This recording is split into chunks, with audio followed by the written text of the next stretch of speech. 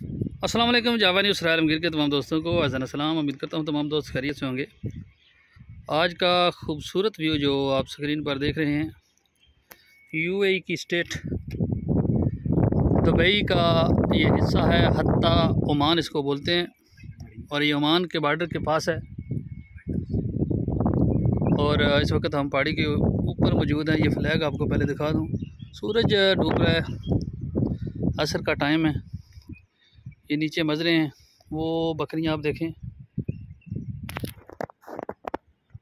ये लोगों ने बकरी रखी हुई हैं।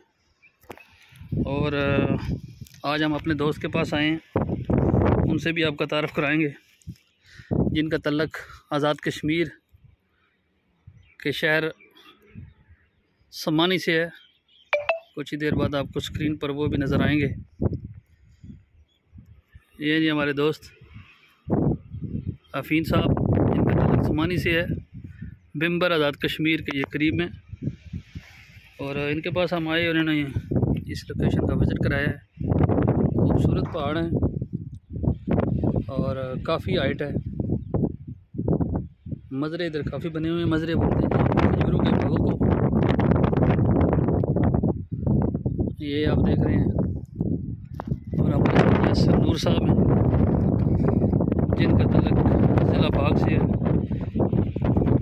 बड़े अच्छे इंसान हैं, हमारे काफ़ी प्यारे दोस्त हैं ये।